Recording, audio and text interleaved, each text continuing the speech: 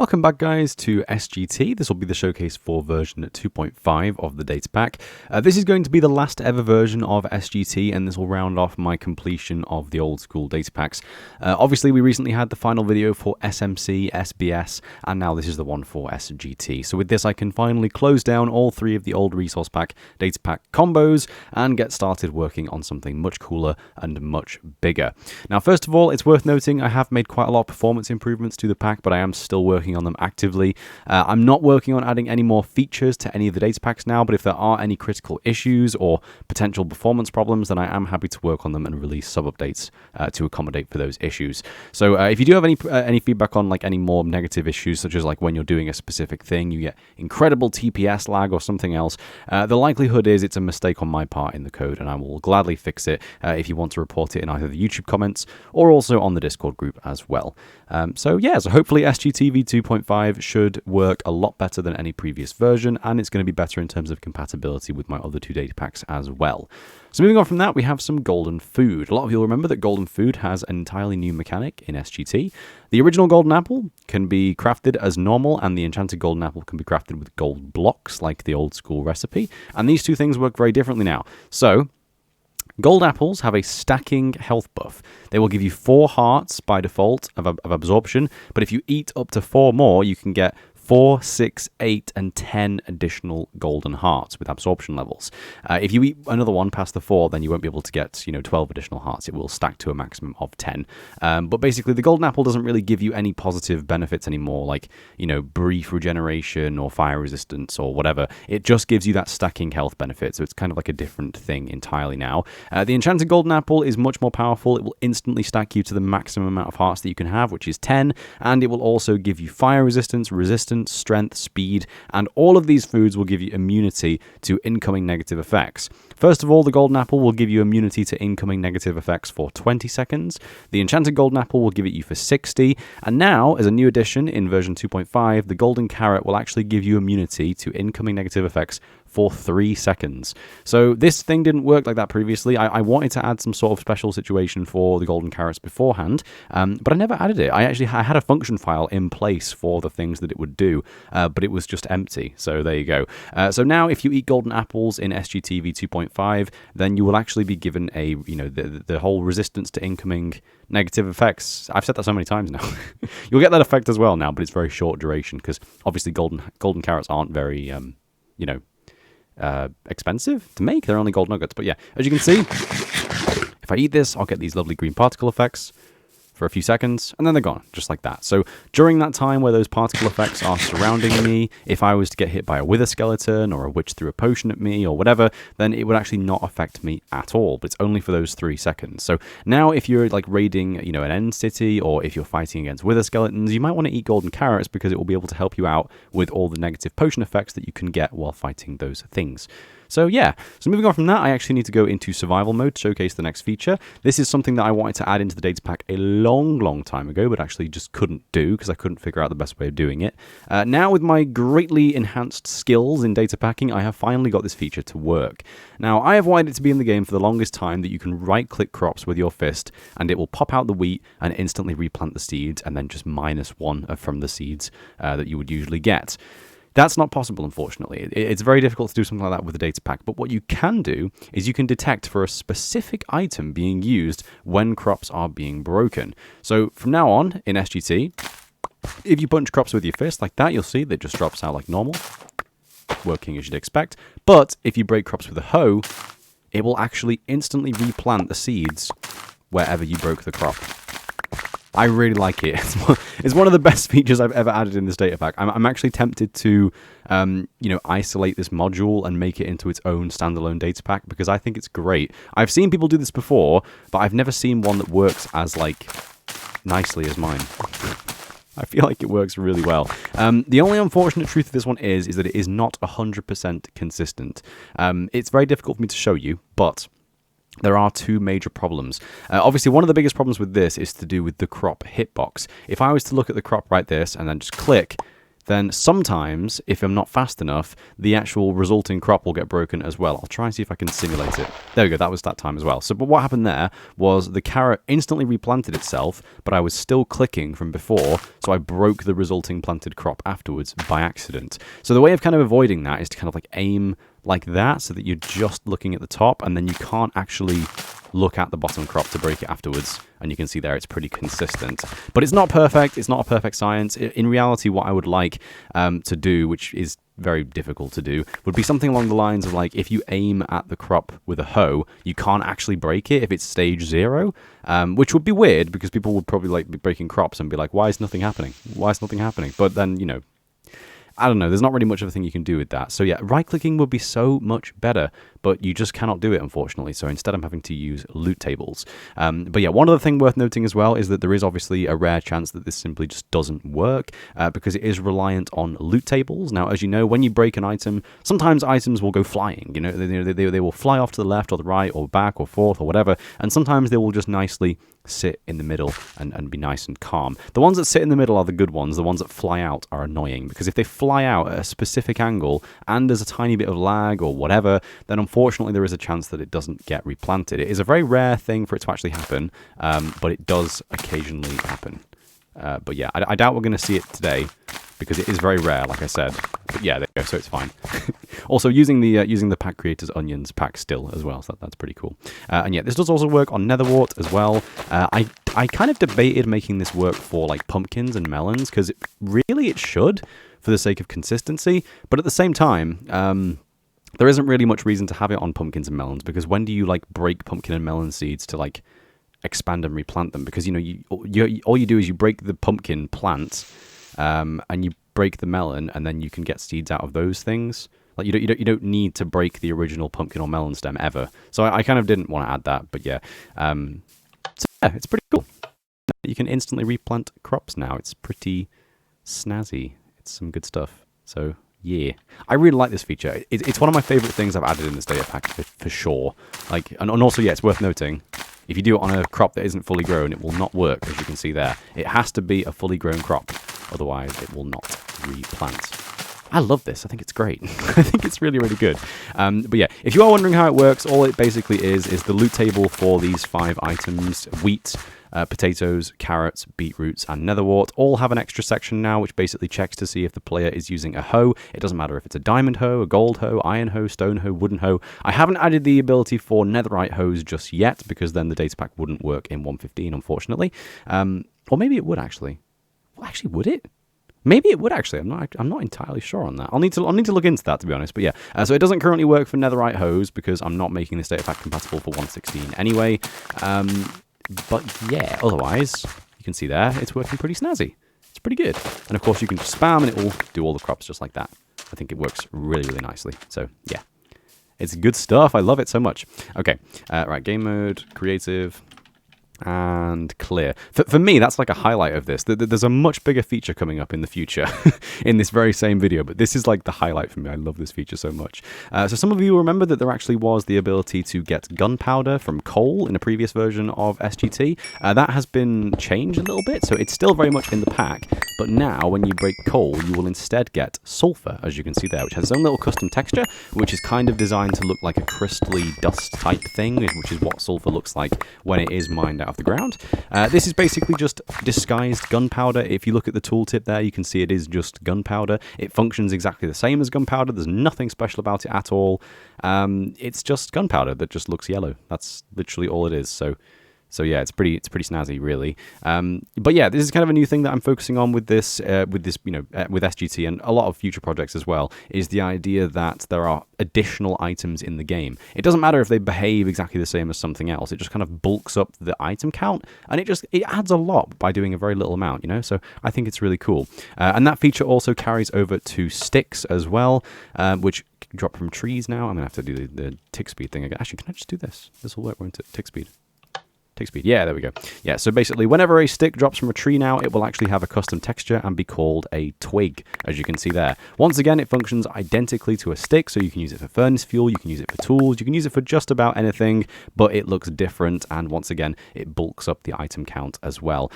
This was actually mostly inspired by the large number of resource packs that have changed the stick texture to have a little leaf on it. I'm not a massive fan of that because the leaf isn't carried over to tools when you make tools, like anything other than a wooden tool. But I really like the idea that the sticks dropped from trees are different to the ones that, you know, Steve crafts in his little crafting table. It makes sense that the ones that drop from trees directly are different to the ones that he's, you know, physically crafted with his own bare hands. So I kind of like that. I think that's a cool thing as well. Moving on from that, we have a new feature for cauldron boiling. I'm going to have to go into creative mode again. You can now boil chorus fruit. This was actually inspired by a friend of mine who I was playing with on 1.16, and he actually got really into eating chorus fruit, which was very strange. Yeah, so basically he was... Okay, so we went to the end and he discovered chorus flowers, and then he thought it was the most hilarious thing that you can eat a chorus flower and you'll just teleport around randomly, sometimes into a really hectic situation. He thought it was hilarious, and honestly, I've started to appreciate it more as well. And while we were doing that, I had the thought to myself, chorus flowers are actually really easy to farm, and you can get a lot of these in bulk quite easily. But the unfortunate downside is that you can't really use them as a sustainable food source because they teleport you all over the place and it's really inconvenient. So what if you boiled them and they became neutralized chorus fruit, which are basically just cookies that you can eat, and they don't teleport you. Yay. So they give you half as much food as an original chorus fruit, but they don't teleport you. So in my opinion, that's quite a good trade-off. I'm planning on doing a lot more things like that in the future, where you have like upgraded or downgraded or changed versions of foods with the cauldron boiling mechanic. I really like this. It's the only way I've ever discovered of doing in-world crafting that I actually like. I think it's really nice. It's really consistent. It's easy. It's like there's nothing wishy-washy about it. You know, if you have a cauldron with water above a heat source, it will work. I like it. This is the only way I like doing in-world crafting, and it'll be the only way we do it going forward.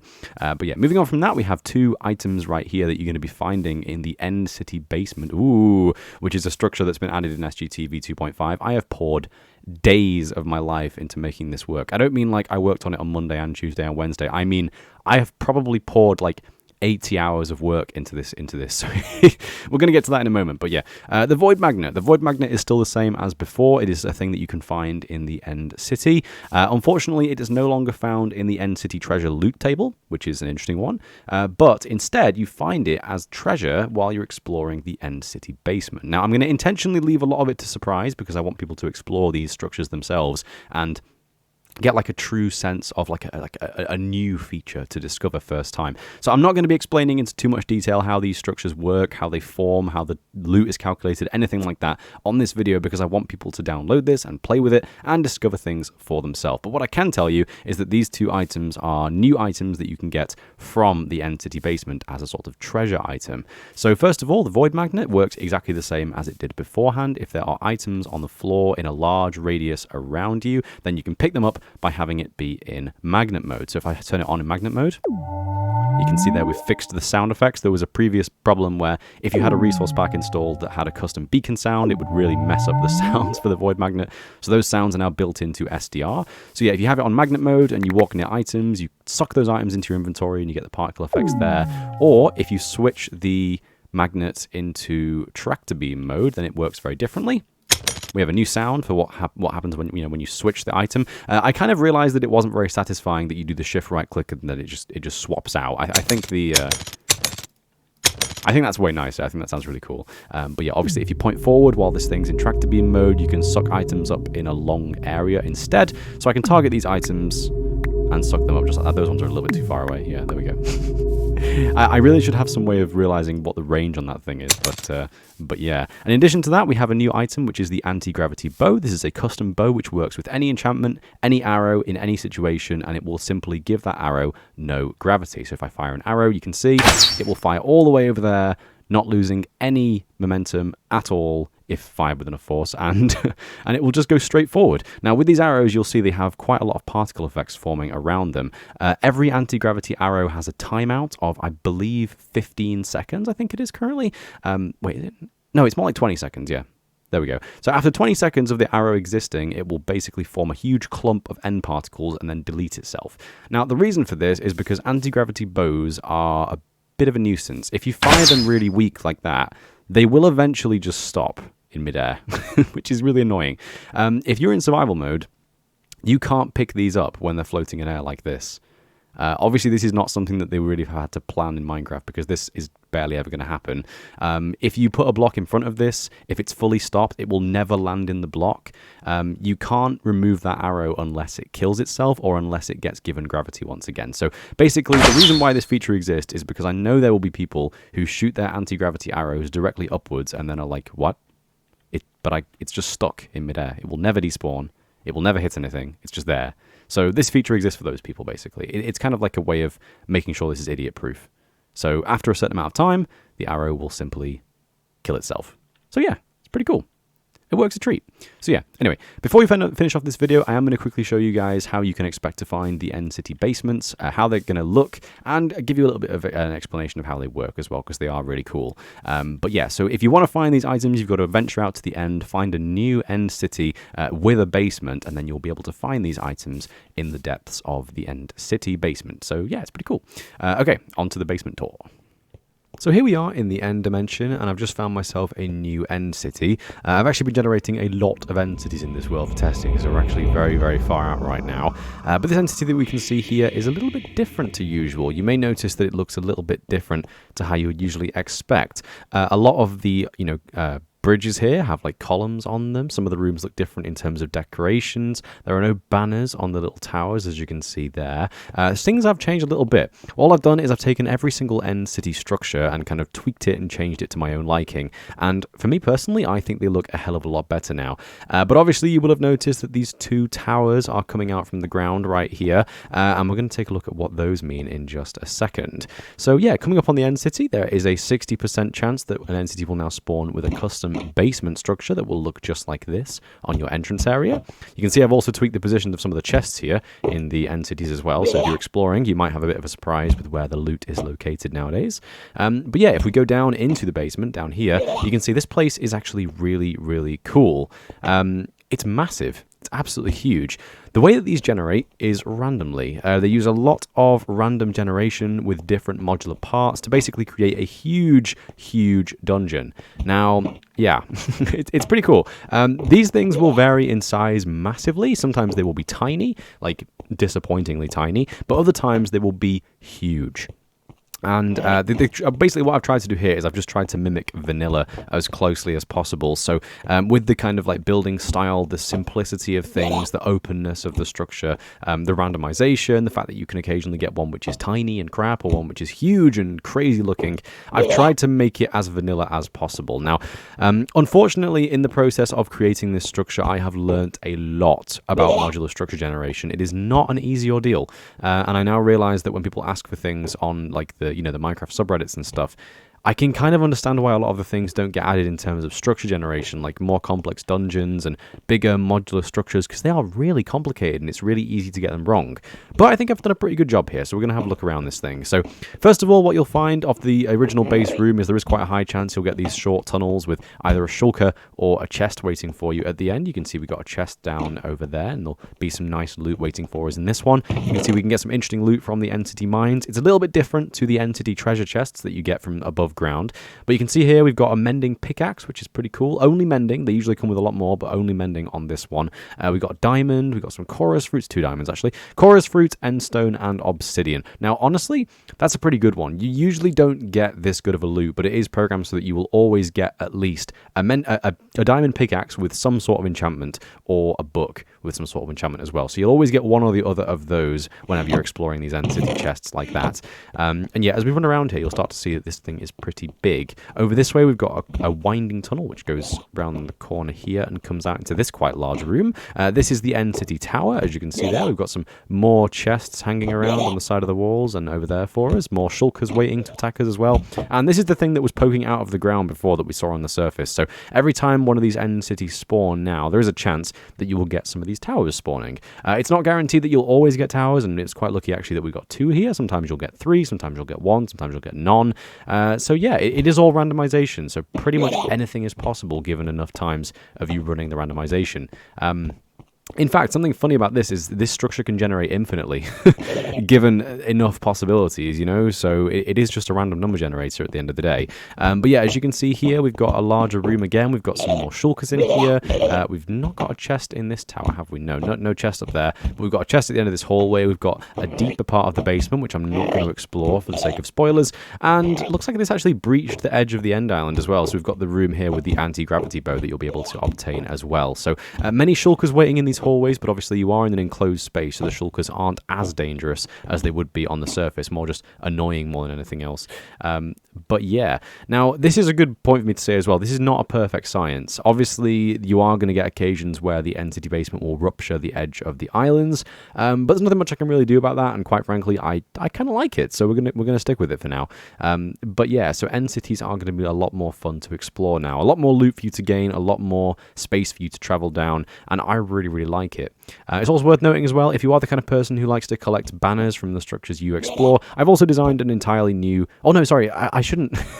Actually, I shouldn't take credit for that. Someone on Discord, Chroma, who I'm sure you all know by this point, actually designed this banner for me using the colour scheme of the end, so that we still had a unique end city banner, which was a little bit more interesting, a little bit better than just the simple black and purple cross that you would usually get. So if you want to explore these things for the glory, then you can still capture these banners and hang them around your home. So yeah, it's pretty cool. But yeah, anyway, my logic with this was actually just to improve what I think is one of the most underloved structures in the game. Obviously, the end city is like, you know, a very end game dungeon. It's literally in the place called the end. It's pretty obvious what the point of this place is. But I've always had the opinion with end cities that, like, when you actually find one, which is usually every like 2,000 to 3,000 blocks, it's usually very disappointing. A lot of the time you'll get a very simple tiny tower with like 1 chest in it, no end city to be seen, and like 4 shulkers chilling there. You know, that's great and all, but it's you're not going to get anything from that. Like, it's fun to explore and it's cool to find more of them, but we've all been in that position now, where you've been exploring the end for 3 hours and you find an end city and never mind, it's tiny, it's nothing to it, it's not fun at all. This is a really good one. This is one of the nicer ones I've found recently. But with this now added chance for the basements to spawn, again on a 60% chance for the basement to actually be summoned in, it basically means that every time you visit an end city, there is a slightly higher chance that it will be an excitement to explore and not just a total disappointment when you find it. So in my opinion, it is a massive improvement. But yeah, now a lot of you will know about Resurgence of the Void by this point. It's a large data pack project that I've been planning and has been in the works now for quite some time. Obviously, with the conclusion of SMC, SBS, and now finally SGT, my attention is going to be turned away from these data packs and is going to be starting on something a lot bigger and a lot more interesting. I do have some things I want to do before starting work on Resurgence of the Void, but I am excited to start that one as well very soon, so you will see some videos of that one, hopefully in the next few weeks, if not the next few months. But yeah, so SGT is finished. It's really cool. I've been planning on doing this kind of modular structure generation system for a long time. Obviously, one thing that is staple for a data pack, like kind of like, you know, when you have enough data pack things to justify it as an entire game mode in itself. I think one of the most, you know, essential things in that is a structure spawning algorithm. Obviously, I haven't yet made one of those. I want to put a lot of effort and a lot of work into that before I get it working properly. But as you can see here, nested structure spawning and modular structure spawning got nailed down. Bitch, I'm really happy with this. Like, I put a lot of time and effort into making this work well. And you can see here, all I had to do was just teleport, and that's a spoiler, let's just teleport out into the middle of the end, find one of these things, and I was sure that it would just work properly. And I'm so pleased with that. There are a lot of structure spawning systems that I've seen in the past that use nested structure spawning that rely very heavily on observers. Now, obviously, observers are the only way to get something like this working, so this does, of course, involve observers as well, but the entire system usually uses looping observers, which means that it's a lot more consistent and a lot more reliable, and it also has self-cancelling armor stands and structure voids and things like that. It's really good. Honestly, it's really good, but Yeah, it's cool. I kind of want to talk more in detail about how this works because I'm really proud of it personally. I think it's a great concept and I think it works a lot better than most of the things that I've seen that try and achieve the same thing. So if you guys are interested in joining the discussion about this thing, then feel free to join the Discord. The link to the Discord group is always in the description. I am going to be closing the channels for the Datapacks now, going forward. But obviously, if you want to discuss any of these things, you're always welcome to in any of the chats there as well. So yeah, if you want to download SGT, the download link will be available on my website as well. I might update the Planet Minecraft post as well, actually, because I haven't done that in quite some time now. But yeah, please do give me any feedback, any responses you have for the Entity Basement or any of the new features introduced in this update. Please do let me know. And yeah, hopefully I'll see you in the future for some fantastic more Datapack projects. And that was a perfect cave sound noise, weird.